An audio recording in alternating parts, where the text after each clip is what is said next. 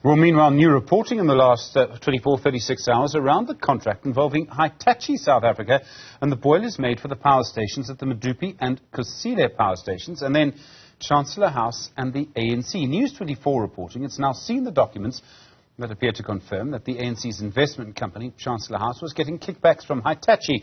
In return, Eskom was giving contracts to Hitachi. Hitachi's international parent company several years ago paid a huge fine to the US over this corruption. Now these documents appear to have come to light for the first time. Tebogo Khaas is the founder of Public Interest SA. Tebogo, good afternoon to you.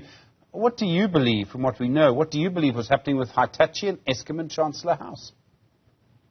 Well, Stephen, the chicken are coming home to roost, I want to believe, because now, whereas this matter may have been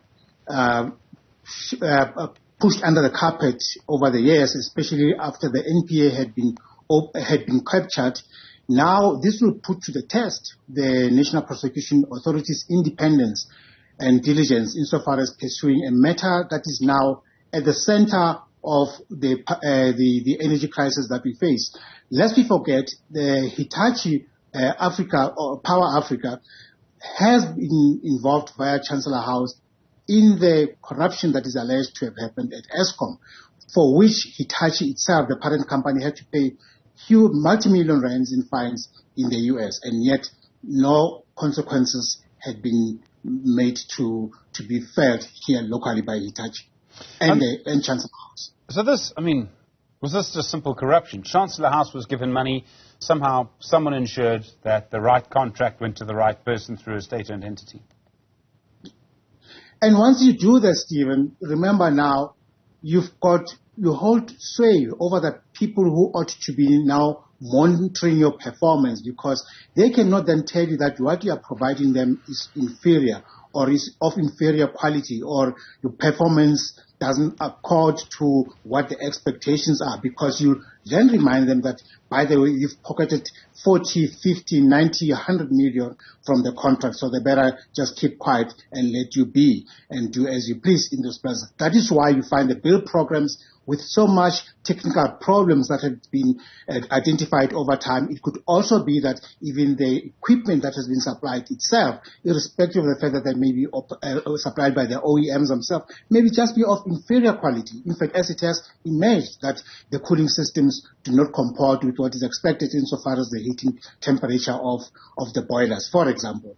So it is important, we believe, that the National Prosecution Authority, alongside the Hawks and maybe even the SIU, get involved to get to the bottom of this matter and ensure that those who are involved or implicated in this type of corruption are now held to account. We cannot have the ANC being a referee at the same time as a player, because the ANC is the one that has caused the corruption or that has laid the table for corruption to happen and state capture to happen at Eskom, and thus with the power problem crisis that it has thrust ourselves in. So it cannot be a player at the same time and tell us that it is somebody else's problem or it was caused by somebody else's, as it is now want to make us believe. So the NPA must come to the part. This is a Rubicon, as we call it, for the NPA to cross.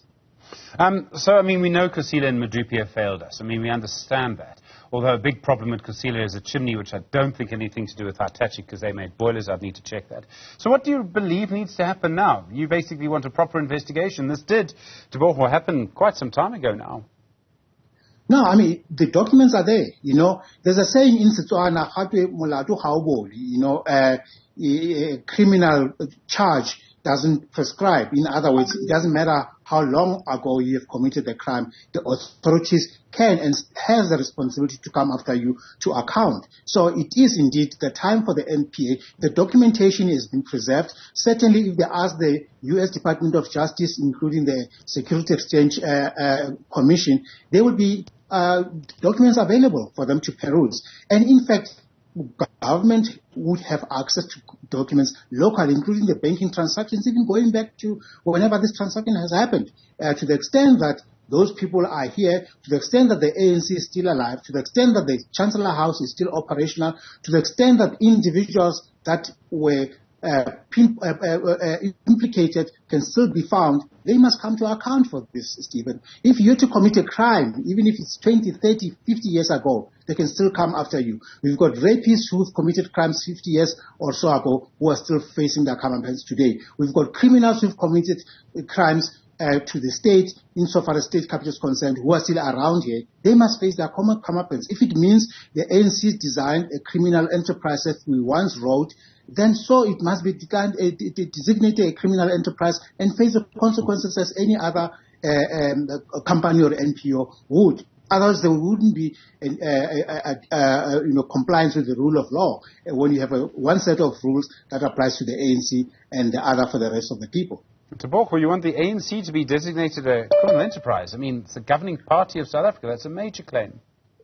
Absolutely. In fact, it should be. In fact, if it means we must go to the ANC and demand as the state, as a representative of the people, for it to repay all monies that were obtained via illegal or unlawful means through this contract, whether it's 100 million, 200, 500 million, the ANC must be held to account. If it means liquidating the ANC, so be it, because that is what would happen to you and I, Stephen, if we were to be found in the same position. That is what will happen to Public Interest SA if it was found to be in a similar position. The company would have to face the rest. What is special about the ANC? It shouldn't be held to any different level of legal scrutiny than ordinary citizens. We are all equal before the law. Tebogo Khaas, thank you, founder at the organization Public Interest SA. Do appreciate